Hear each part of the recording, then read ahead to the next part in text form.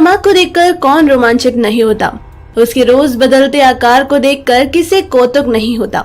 यद्यपि विज्ञान के पास उसकी कलाओं के सारे गणितीय सिद्धांत उपलब्ध हैं, किंतु उनको जानने और समझने के बाद भी मनुष्य विस्मित हुए बिना नहीं रहता।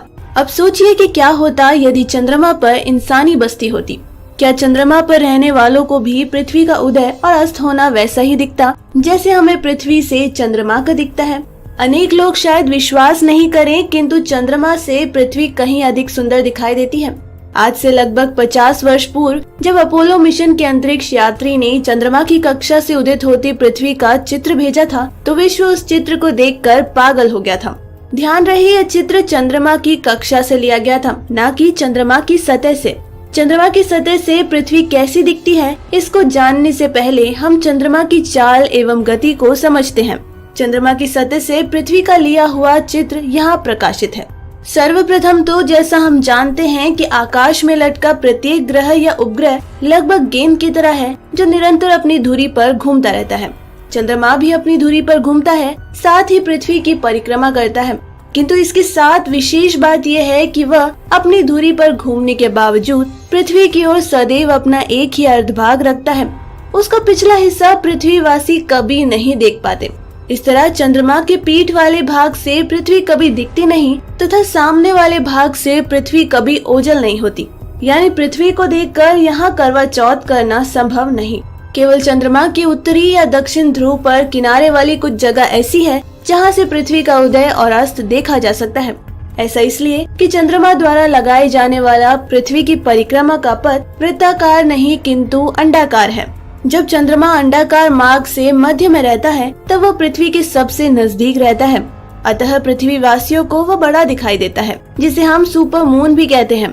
और अंडाकार मार्ग के सिरे पर वह सबसे दूर हो जाता है।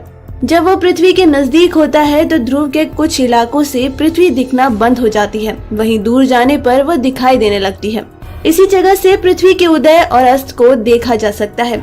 चंद्रमा की सामान्य सतह से देखने पर पृथ्वी चंद्रमा की तरह 16 कलाओं में आकृति बदलती रहती है, किंतु पृथ्वी से किसी भी दिन दिखने वाले चंद्रमा से ठीक विपरीत उसका आकार होता है।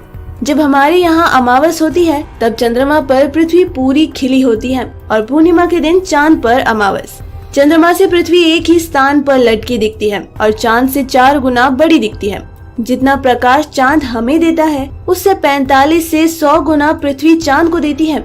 ऐसे अनेक रोचक तथ्य समझने को मिलते हैं जब आप चांद पर खड़े होकर पृथ्वी को निहार रहे हो। हाँ, यदि आप चांद पर प्लॉट खरीदने का सोच रहे हैं तो ध्यान रखें आपका प्लॉट पृथ्वी की दिशा में हो, विपरीत दिशा में नहीं। अरे रुकिए, चांद पर खरीदने से पहले बृहस्पति पर नजर डालना मत भूलिए, जिस ग्रह के पास 60 से अधिक चंद्रमा है।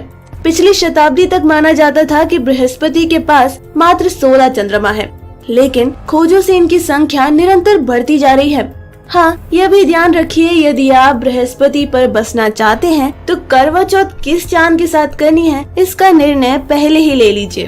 तो दोस्तों, अगर आपको ये न्यूज पसंद आई तो लाइक और शेयर करें, साथ ही अपने व्यूज हमें कमेंट करके जरूर बताएं। डेली ट्रेंडिंग न्यूज की रिपोर्ट सब्सक्राइब कीजिए हमारा चैनल लेटेस्ट और इंटरेस्टिंग न्यूज के लिए।